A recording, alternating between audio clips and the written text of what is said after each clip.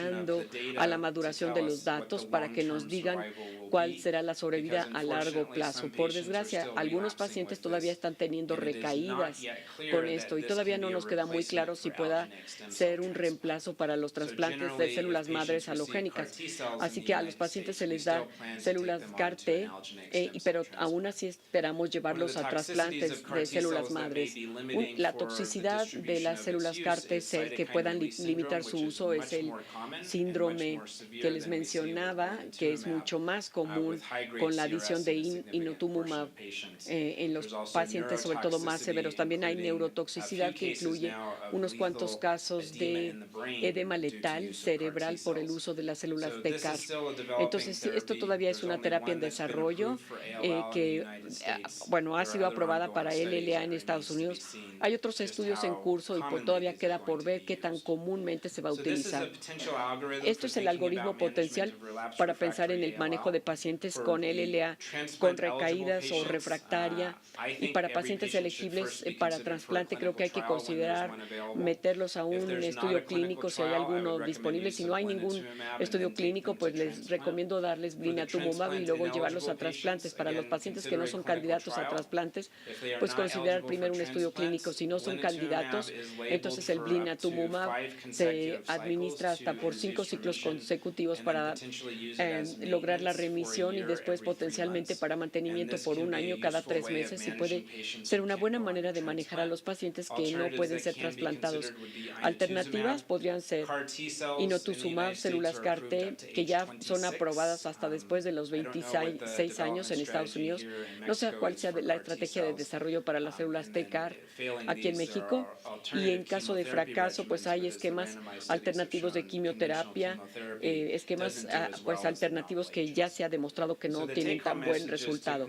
Aquí el mensaje entonces es que históricamente los resultados de manejo para adultos con LLA han sido extremadamente malos.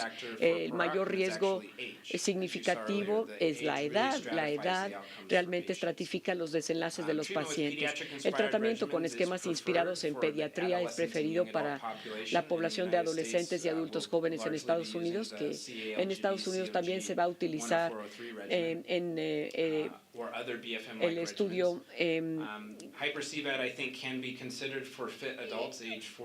C-10403. Por la controversia en los datos, todavía no ha quedado establecido con claridad si es un abordaje superior. La estratificación del riesgo en el diagnóstico incluyen citogenética y estudios moleculares que son esenciales para lograr elegir la terapia posremisión apropiada. Por ejemplo, trasplante en la primera remisión o más adelante. La cuantificación de la EMR al final de la inducción-consolidación es una medición esencial de la respuesta al tratamiento. Hay citometría de flujo y métodos de nueva generación que son apropiados, pero que la disponibilidad varía. Hay agentes novedosos que están mejorando también la probabilidad de lograr remisión en aquellos pacientes con LLA con recaída refractaria. Ahora, los trasplantes halogénicos de células madres siguen siendo la mejor terapia curativa para pacientes de alto riesgo con recaídas o refractarios, y probablemente la mejor terapia pues siga siendo esta, pero hay que seguir desarrollando nuevos esquemas para mejorar el resultado de estos pacientes. Y con esto pues les agradezco mucho su atención. Este es un caso muy rápido y después vamos a responder preguntas. Un caballero de 42 años que llegó conmigo con LLA de células negativas. La presentación era de 40,000, hemoglobina de 6.5. 60% de blastos en sangre periférica y médula ósea, con un fenotipo típico de LLA de células B, expresaba CD10, CD19 y CD20, con lesiones genéticas de alto riesgo en forma de rearreglo de LLM. Entonces, ¿qué características de este paciente y su leucemia se consideran de alto riesgo? ¿Su edad, porque tiene 42 años, o su manifestación del recuento de leucocitos de 46,000, alta porcentaje de blastos en médula ósea, o su rearreglo de MLL, A, B y D, o todo lo anterior?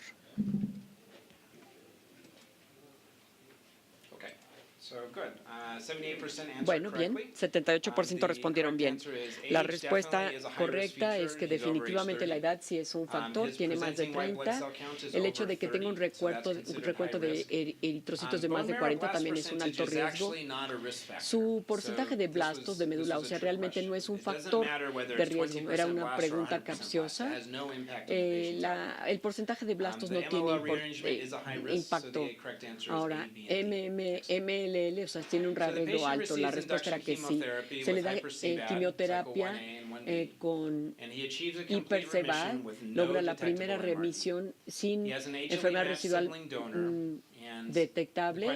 Tiene un donador que es su hermano y ahora la pregunta es qué tenemos que hacer como estrategia, utilizar quimioterapia con SEVAD hasta por 20 ciclos y empezar después con el mantenimiento o cambiarlo a un esquema tipo pediátrico BFM para darle asparagina-C y reducir su riesgo a recaída o proseguir al trasplante halogénico de su hermano con condicionamiento mioablativo o revisar la médula ósea y solamente hacerle el trasplante si hay positividad de la enfermedad mínima residual. Muy bien. Entonces, este paciente es de alto riesgo, incluyendo la presencia de rearreglo MLL. Este paciente pasaría directamente al trasplante de su hermano, aunque haya logrado la negatividad de enfermedad mínima residual. Parece que le va más o menos bien, pero tiene una lesión de alto riesgo y aún así, bueno, queremos llevarlo a trasplante. Última pregunta para este caso. Si la biopsia de médula ósea hubiera mostrado 0.1% de EMR después del ciclo 1B con hipersevad, ¿cuál hubiera sido su tratamiento? Continuar con hipersevad y después cambiar, si queda enfermedad libre residual, después llevarlo a trasplante o cambiarlo a un esquema tipo BFM para consolidación o tratarlo con blinatumomab en lugar del trasplante. De maravilla. Esto es justo lo que yo haría, tratarlo con blinatumomab hasta que quedaran EMR negativos y luego trasplantarlos. Si quedan positivos después de los primeros ciclos de quimioterapia, van a tener muy alto riesgo de tratamiento y es probable que vayan a tener recaída. Y aún cambiándolos a terapia alternativa, no hay evidencia que sugiera que pueda ser útil. Si no tienen el blinatumomab disponible en este ambiente, yo diría llevarlo directamente a trasplante sin cambios adicionales en su tratamiento, porque esta sigue siendo la mejor terapia. Hasta la fecha no hay ninguna evidencia publicada de que las células TCAD sean seguras o efectivas en un ambiente EMR positivo, por eso no lo haríamos. ¿Y qué pasa con los pacientes con umbrales de EMR más bajos? Se puede interpretar como una tasa positiva. A ver, voy a repetir la pregunta porque es excelente. Es algo que creo que todavía la gente en Filadelfia sigue tratando de dilucidar. Tenemos tecnologías que pueden medir EMR hasta 10 a la menos 4. Hay muchos estudios publicados que muestran que 10 a la menos 4 es un indicador útil de recaída si los pacientes tienen más de 10 a la menos 4. Si utilizas secuenciación de nueva generación para cuantificar la EMR, puedes llevar hasta 10 a la menos 6, pero todavía no sabemos si esto tenga el mismo riesgo que tener 10 a la menos 4. Entonces, mi abordaje de manejo para estos pacientes es seguir su EMR más de cerca, pero sin cambiar la terapia. O sea que si están a 10 a la menos 5 de enfermedad mínima residual después de la inducción, yo no voy a cambiarles necesariamente la terapia, ni darles blinatumomab, ni llevarlos a trasplante, sino que voy a medir otra vez su EMR después justamente del siguiente ciclo.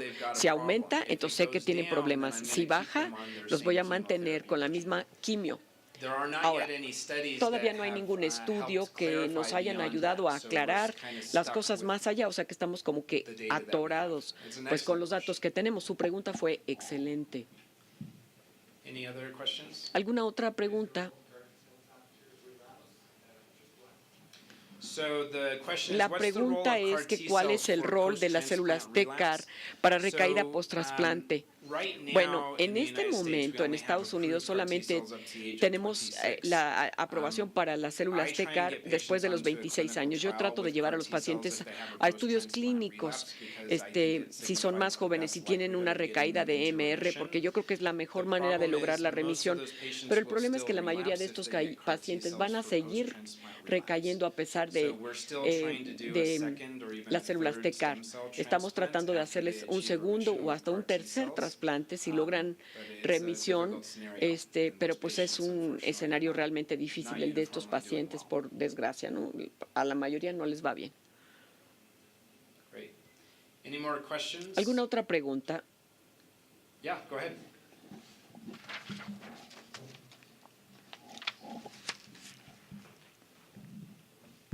In a patient with Ph positive ALL who has received En un paciente con LLA positivo que ya ha recibido no access to blinatumomab, inosutunib and she's y using no hay ponatinib, how long do you wait for acceso evaluating a response? a inotumumab, Ponatinib, steroids, o sea, and ¿cuánto Cristin. se tiene que esperar So this is a a evaluar patient el who tratamiento? A ver, esta es una received, paciente que a transplant recibe and un dasatinib trasplante and then relapsed y and is now on disatinib ponatinib. And the question y is, how ahora long do you leave the patient recae. on La ponatinib pregunta es before you con decide cuánto whether tiempo it's va working or uno a not? dejar al Well, I paciente con think that one of the important things to imatinib. evaluate in this Yo creo que patient una is de las whether they pacientes, have de las cosas importantes para BCR-ABL, evaluar en estos tyrosine kinase pacientes, domain mutation. dentro de las If they have a mutaciones del T315I tirosina mutation, sinasa, that would explain the resistance to si dasatinib. tenemos una A T315I mutación mutation in the que ABL pudiera tyrosine explicar kinase domain would still la render the patient mutación, sensitive to de ponatinib, todas and I would maneras hace que los continue pacientes ponatinib sean for at least a few months, susceptibles a to panatinib. Yo see if they can continuaría por achieve algunos a cuantos meses molecular para ver si se remission. puede lograr una That is a patient remisión who I would molecular. still Este try and sería un take to a paciente que yo second de todas formas transplant trataría de and llevar a not un rely on segundo only the ponatinib. trasplante y no solamente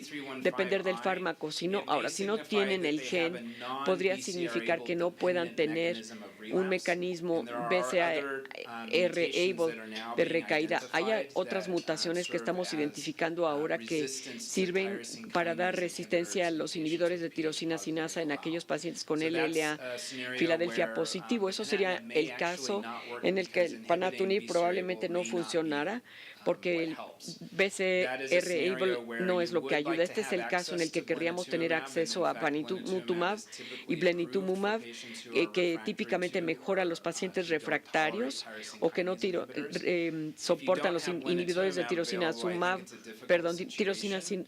sinasa. Si no tienen el agente y el paciente no logra la remisión con esa combinación de esteroides, panitumumab y vincristina, creo que si no pueden lograr acceso a los estudios clínicos con algo como células TCAR, quizá les convenga probar un esquema de quimioterapia alternativo para tratar de lograr remisión y en ese caso llevarlos rápidamente a trasplante.